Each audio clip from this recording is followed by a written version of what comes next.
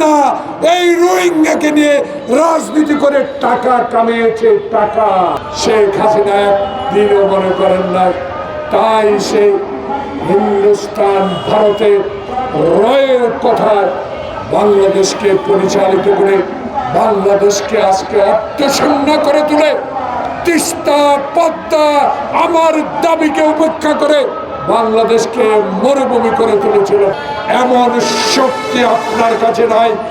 বাংলাদেশের 18 কোটি মানুষকে আবার গণতন্ত্রহীনতা করার কোন চক্রান্ত যদি আপনি করেন, আপনার বিরুদ্ধে লড়াই করে দেওয়ার শক্তি আমাদের আছে। কি মনে করেন আপনার কাছে অ্যাটম বোম আছে,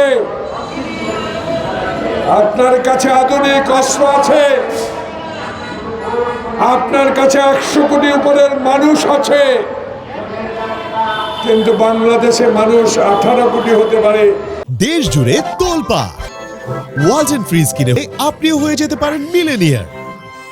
তাদের ইমানের জোর আপনার চেয়ে অনেক বেশি। আমরা ইমানদার, আল্লাহ রসুলকে বিশ্বাস করি, তাই শেখ হাসিনা দয়া করে পালিয়ে গেছেন, পালিয়ে থাকেন।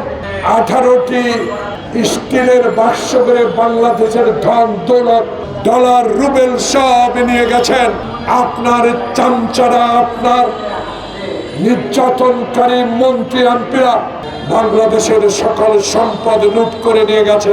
কোনোদিনও মৃত ব্যক্তি নয় এমন ভোটে যদি তারেক রহমানের জাতীয় দাবি শক্তি বিএনপি ক্ষমতা আসতে পারেন, আরামে থাকেন, ফ্ল্যাট ভাড়ায় থাকেন, ডলার নিয়ে থাকেন, বাসা ভাড়া নিয়ে থাকেন, ইনশাল্লাহ বাংলাদেশে আপনাদেরকে ফেরত আনে বিচারের আওতায় আনা হবে।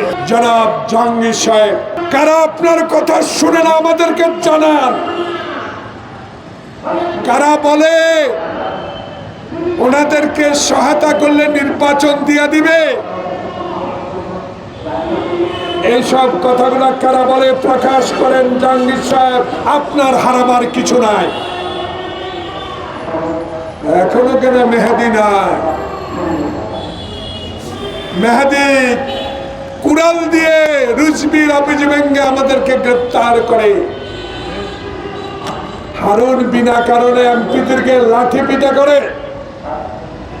বেনজির আহমদ, কি সুন্দর চেহারা, লাল লাল টকবগে, জিজ্ঞাসা করলে বয়স 30 বছর।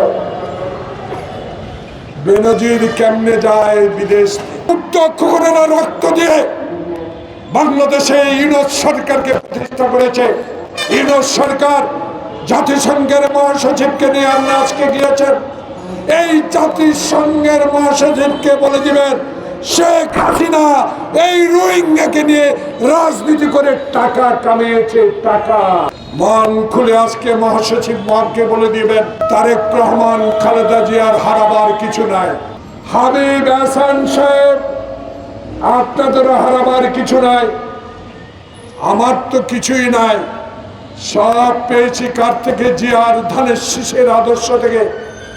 পর 5বার এমপি হয়ে আল্লাহর কাছে একটি ওয়াদা করেছি, শেষ তক পর্যন্ত বাংলাদেশে গরিবের অধিকার, গণতান্ত্রিক অধিকার, সাংবিধানিক প্রতিষ্ঠান, দুদক সহ বিচার বিভাগ সহ সত্যিকার অর্থে বাংলাদেশ এই মুক্ত খোকরের রক্তের বিনিময়ে অর্জিত স্বাধীনতা যেই সরকার আসবে, সেই সরকার যদি আবার হাসিনার মতো এই দেশে ফ্যাসিস্ট কায়েম করে, কখন কারো মেনে নেব না, আবার রাজপথে লড়াই করবে।